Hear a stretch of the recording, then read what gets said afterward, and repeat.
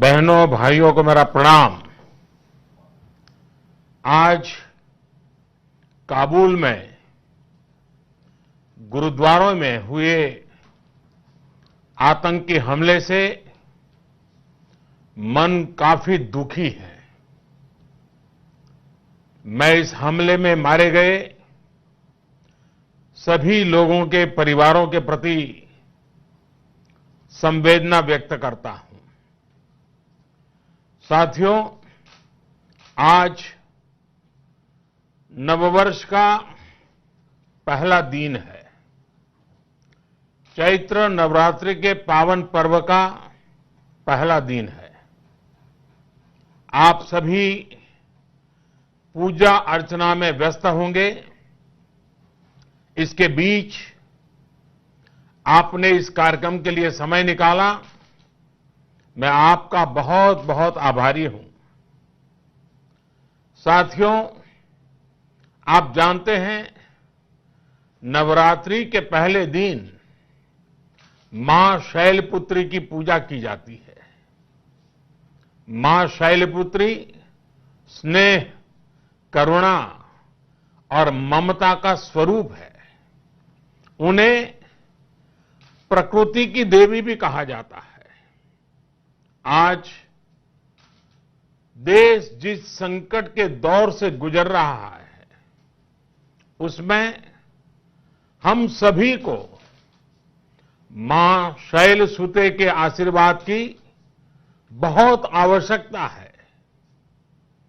मेरी मां शैलपुत्री से प्रार्थना है, कामना है, कोरोना महामारी के विरुद्ध जो युद्ध देश ने छेड़ा है, उसमें हिंदुस्तान को 130 करोड़ देशवासियों को विजय प्राप्त हो। काशी का सांसद होने के नाते मुझे ऐसे समय आपके बीच होना चाहिए था, लेकिन आप यहां दिल्ली में जो गतिविधियां हो रही हैं, उससे भी परिचित हैं। यहां की व्यस्तता के बावजूद मैं वाराणसी के बारे में निरंतर अपने साथियों से अपडेट ले रहा हूं। साथियों, याद कीजिए, महाभारत का युद्ध 18 दिन में जीता गया था। आज कोरोना के खिलाफ जो युद्ध पूरा देश लड़ रहा है, उसमें 21 दिन लगने वाले हैं। हमारा प्रयास है इसे 21 दिन में जीत लिया जाए। महाभारत के युद्ध के समय भगवान श्री कृष्ण महारथी थे, सारथी थे। आज 130 करोड़ महारथियों के बलबूते पर हमें कोरोना के खिलाफ इस लड़ाई को जीतना है। इसमें काशी वासियों की भी बहुत बड़ी भूमिका है। साथियों, कोरोना वैश्विक महामारी को देखते हुए देश भर में व्यापक तैयारी की जा रही है, लेकिन हम सबके लिए, मेरे लिए भी और आपके लिए भी, ये ध्यान रखना है कि सोशल डिस्टेंसिंग,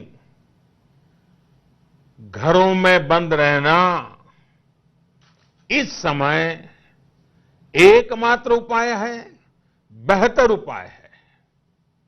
मुझे एहसास है कि आप सभी के बहुत सारे प्रश्न होंगे, कुछ चिंताएं भी होगी और मेरे लिए कुछ सुझाव भी होंगे। तो आइए हम अपने संवाद की शुरुआत करते हैं। आप अपना सवाल पूछेंगे, मैं जरूर अपनी बात बताने का प्रयास करूंगा।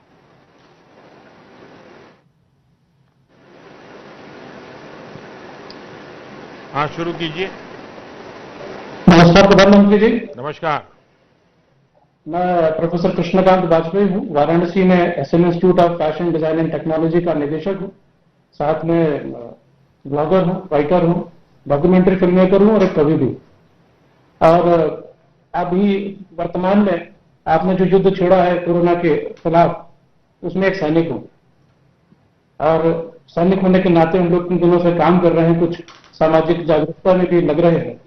और उसमें पता चलता है, कई बार लोगों से जब बात करते हैं तो बहुत से लोग ऐसा कहते हैं कि ये बीमारी हम लोगों को नहीं हो सकती है, क्योंकि हमारा खान पान जिस तरीके का है, जैसा हमारा परिवेश है और जैसे रीति रिवाज है, परंपराएं हैं, और वातावरण, अभी गर्मी आने वाली है, ज्यादा गर्मी हो जाएगी तो वायरस खत्म हो जाएगा, हम लोग को नहीं होगा, तो इसमें उदासीनता कई बार हो जाती है चीजों को लेकर। इसमें मार्गदर्शन करें।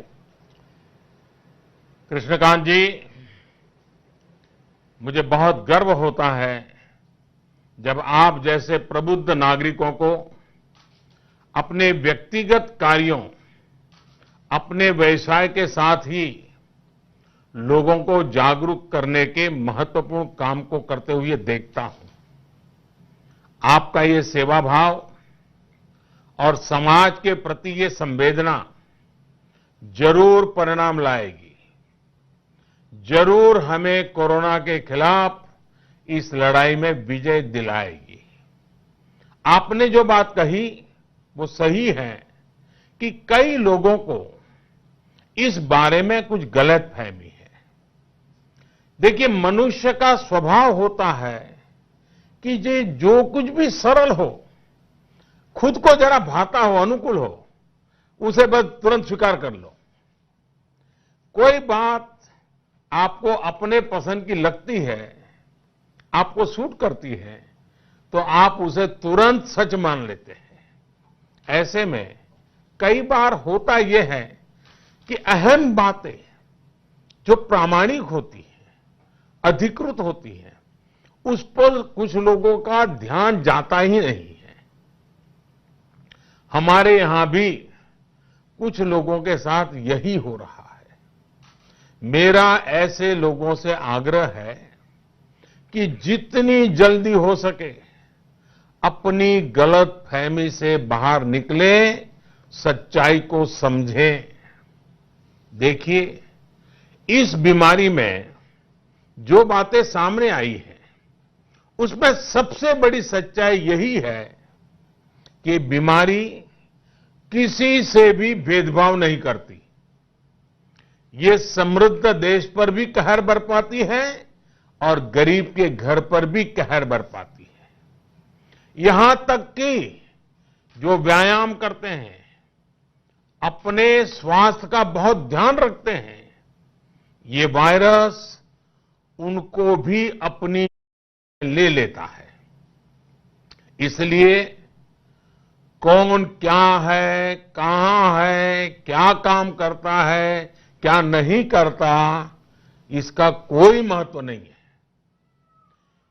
इन सब में दिमाग लगाने के बजाय बीमारी कितनी भयानक है, इस पर ही ध्यान केंद्रित करना चाहिए, ये समझना चाहिए।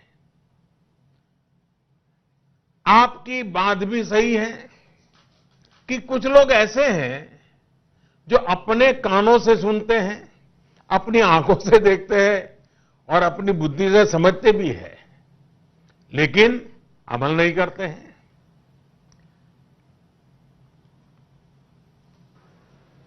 उनको कोई इन खतरों का पता ही नहीं होता है, बेफिक्री होते हैं। क्या सावधानी बरतनी है, उन्हें यह भी पता नहीं। लेकिन वे असल में उसे कभी अमल में लेना ही नहीं चाहते हैं। टीवी पर आपने कितनी बार देखा होगा, सिगरेट पीने से कैंसर होता है, गुटखा खाने से कैंसर होता है। कई बार ऐसा होता है कि लोग सिगरेट पीते पीते ही इस तरह के एडवर्टाइजमेंट देखते रहते हैं, लेकिन इसका उनके मन पर कोई प्रभाव ही नहीं पड़ता है। यही जो बात है जो मैं कह रहा हूं कि लोग कई बार जानते बुझते हुए भी सावधानी नहीं बरतते हैं। लेकिन हां, नागरिक के रूप में हमें अपने कर्तव्य करते रहना चाहिए। हमें सोशल डिस्टेंसिंग पर ध्यान देना चाहिए। हमें घर में रहना चाहिए और आपस में दूरी बनाए रखना चाहिए। मैं आपको ये भी जानकारी देना चाहता हूं कि कोरोना से जुड़ी सही और सटीक जानकारी के लिए सरकार ने व्हाट्सएप के साथ मिलकर एक हेल्प डेस्क भी बनाई है। अगर आपके पास व्हाट्सएप की सुविधा है तो मैं एक नंबर लिखवाता हूं, लिख लीजिए। यह नंबर हर एक को काम आएगा। अगर आप व्हाट्सएप पर है तो इसका उपयोग कीजिए। नंबर मैं लिखवाता हूं 90-131,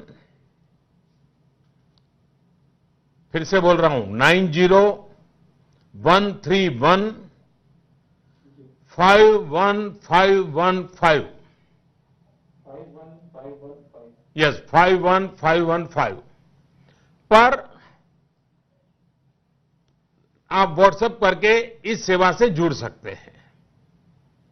अगर आप उस व्हाट्सएप पर नमस्ते लिखेंगे तो तुरंत आपको उचित जवाब आना शुरू हो जाएगा। तो आप जरूर, जो भी लोग मुझे सुन रहे हैं, हमारे काशी के भाई बहन और हिंदुस्तान के और लोग भी अगर सुनते हैं तो जरूर इस व्हाट्सएप पर आप नमस्ते लिखेंगे अंग्रेजी में या हिंदी में, तो आपको तुरंत वो आपको रिस्पॉन्ड करेंगे। आइए, कृष्णकांत जी का मैं धन्यवाद करते हुए आगे चलता हूं।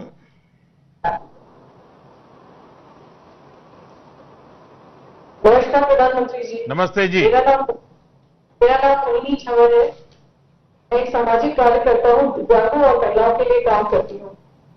सर, सोशल डिस्टेंसिंग का पालन तो सभी कर रहे हैं, लेकिन इससे कुछ आशंकाएं कई पैदा हो रही हैं। जैसे मीडिया से पता चला हमें कि देश के कुछ जगहों पे डॉक्टर्स, अस्पताल में काम करने वाले कर्मचारी, एयरलाइंस में काम करने वाले कर्मचारियों के साथ कोरोना के शक के साथ दुर्व्यवहार किया जा रहा है। ये सब बातें पता चलने पे बहुत पीड़ा का एहसास होता है और मन में बहुत ठेस पहुंचती है। बस ये जानना चाहती हूँ कि सरकार इसके लिए क्या कदम उठा रही है। मोहिनी जी, आपकी पीड़ा सही है, मेरी भी यही पीड़ा है। कल मैंने नर्सिस के साथ, डॉक्टर्स के साथ, लैब टेक्नीशियंस के साथ इन विषयों पर विस्तार से बात की है। इस देश के सामान्य मानवी का मन, अगर हम आमतौर पर देखें, मैं एक सामान्य जीवन की बात करता हूं, तो सही समय पर सही काम करने और जरूरी कदम उठाने में हमारे देश के लोग बहुत विश्वास रखते हैं। आपने देखा होगा कि 22 मार्च को किस तरह पूरे देश ने जनता कर्फ्यू में बढ़ चढ़ करके अपनी भागीदारी निभाई और दुनिया को अचंभित कर दिया है। और फिर शाम के ठीक 5 बजे 5 मिनट के लिए कैसे देश भर के लोग अभिवादन के लिए सामने आए, साथ ही अलग अलग जगहों से एक साथ एक मन होकर कोरोना के खिलाफ हमारी जो नर्सेज लड़ रही हैं, डॉक्टर लड़ रहे हैं, लैब टेक्नीशियन लड़ रहे हैं, पैरामेडिकल स्टाफ लड़ रहे हैं, उन सबके प्रति धन्यवाद का एक अभूतपूर्व दृश्य प्रस्तुत किया। यह पूरे देश ने किया है। यह सम्मान का एक प्रकट रूप था, लेकिन बहुत कम लोग इस बात को समझ पाते हैं कि इस छोटे से कार्यक्रम के द्वारा और भी कुछ हुआ है। इसके अंतर्निहित एक अप्रगट बात भी थी। और आप तो मोहिनी जी समाज सेवा में लुकी हुई है, तो इस बात को भली बात समझ सकती है। समाज के मन में इन सबके लिए आदर सम्मान का भाव होता ही है। डॉक्टर जिंदगी बचाते हैं और हम उनका ऋण कभी नहीं उतार सकते। प्रणाम, मैं अखिलेश खेमका, मैं कपड़े का कारोबारी हूं और मैं अपने व्यापार के साथ साथ कुछ समाज सेवा का भी जरूरतमंदों की सेवा करता रहता हूं। मेरा ये एक मन में क्वेश्चन था कि आज के दिन जो लॉकडाउन हो गया है, इस वजह से बहुत से हमारे साथी लोग अपनी जगह पे अटक गए हैं, तथा जो हमारे गरीब वर्ग के लोग हैं, जो प्रतिदिन मेहनत करके कमाते हैं, मजदूर, डेली बेसिस के स्टाफ, ये लोग के सामने एक मुश्किल आई हुई है। और अगर हमारे बनारस सहित, हमारे वाराणसी सहित पूरे देश के जो इस गरीब वर्ग के लोग हैं, इन लोग पर विशेष ध्यान देने की जरूरत है। तो मैं आपसे एक ही निवेदन करता हूं कि हम लोग को मार्गदर्शन दें, हम लोग राष्ट्र के युवा और हम लोग जो समाज के लोग हैं, किस रूप में हम इन लोगों की मदद कर सकते हैं। काशी में बात होती हो और कपड़े वाले से बात न हो तो बात अधूरी रह जाती है।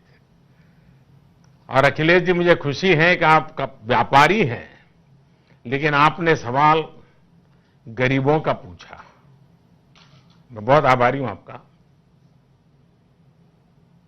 कोरोना को पराजित करने के लिए एक रणनीति के तहत एक्सपर्ट से मिले दिशा निर्देशों के मुताबिक ही ये कहा जा रहा है कि हर व्यक्ति दूसरे से कम 1.5 मीटर की दूरी पर रहे।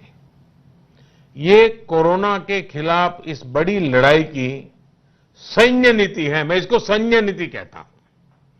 साथियों, हम इस बात पर विश्वास करने वाले लोग हैं जो मानते हैं कि मनुष्य ईश्वर का ही अंश है। व्यक्ति मात्र में ईश्वर का वास है। यही हमारे संस्कार हैं, यही हमारी संस्कृति है। कोरोना वायरस न हमारी संस्कृति को मिटा सकता है और न ही हमारे संस्कार मिटा सकता है। और इसलिए संकट के समय हमारी संवेदनाएं और जागृत हो जाती है। कोरोना के जवाब देने का दूसरा एक ताकतवर तरीका है, और वो तरीका है करुणा। कोरोना का जवाब करुणा से।